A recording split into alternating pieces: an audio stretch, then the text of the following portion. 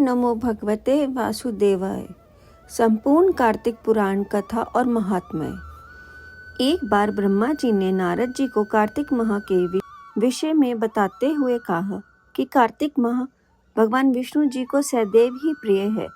इस महीने में भगवान विष्णु जी का ध्यान करते हुए कोई भी पुण्य कार्य किए जाए उसका फल अवश्य मिलता है।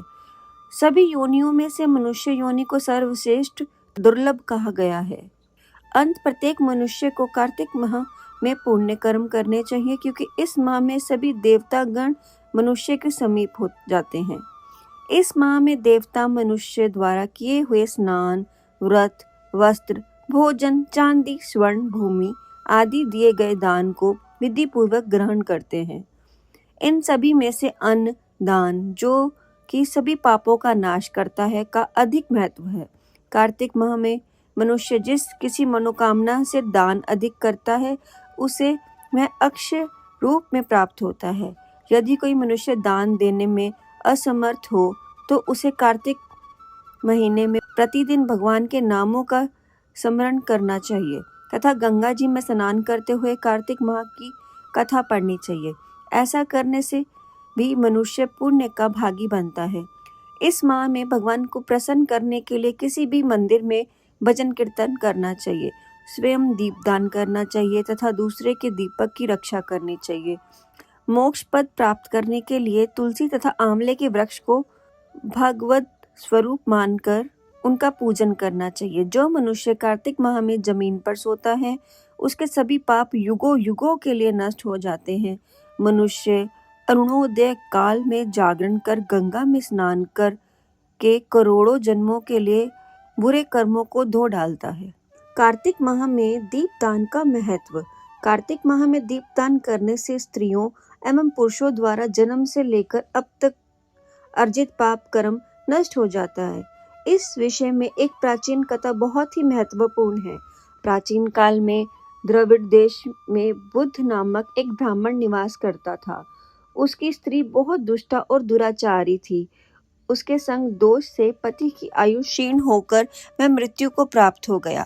पति की मृत्यु के पश्चात वह स्त्री उसी घृणित कार्य में लगी रही। लोक निंदा से उसे तनिक भी लज्जा नहीं आती थी। उसका ना तो कोई पुत्र था और ना ही भाई।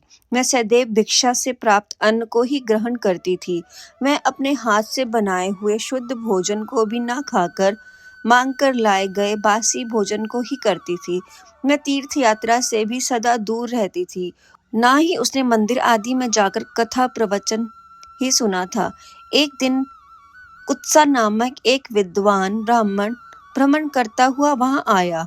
उसने ब्राह्मणी को निंदित कार्य में लिप्त देखकर उनसे पूछा, ओ मूर्ख स्त्री, तू मेरी बात ध्यानपूर्वक सुन। यह शरीर पानी की बुलबुले की भांति है। एक दिन इसका नष्ट होना निश्चित है। यदि तू इस अनियत शरीर को नित्य मानती है तो अपने मन में बैठे इस मोह का तू विचार पूर्वक त्याग कर दे। सबसे श्रेष्ठ देवता भगवान विष्णु का चिंतन कर और उन्हीं की लीला कथा को आदर पूर्वक सुन। कार्तिक माह आने पर भगवान दामोदर को प्रसन्न करने के लिए स्नान दान आदि करके दीप दान दे और भगवान विष्णु की परिक्रमा करके उन्हें प्रणाम कर। यह व्रत विधवा और सौभाग्यवती सभी स्त्रियों के करने योग्य है। इससे समस्त पापों एवं उपद्रवों का नाश हो जाता है। तू मेरी बात मानकर निश्चय ही कार्तिक में दीप दान कर। इससे तू निश्चित रूप से ही भगवान विष्णु की कृपा प्राप्त कर लेगी। इस प्रकार कहकर वह ब्राह्मण चला गया। अब उस दुराचारी ब्राह्मणी ने भी पश्चाताप करते हुए निर्णय लिया कि वह कार्तिक माह में व्रत अवश्य करेगी। कार्तिक माह आने पर उसने पूरे माह प्रत्येक काल सूर्य उदय काल में स्नान और दीपदान किया। कुछ समय पश्चात आयु समाप्त होने पर वह मृत्यु को प्राप्त हुई और वह स्वर्ग लोक में गई। समय अनुसार वह मुक्ति को भी प्राप्त हो गई।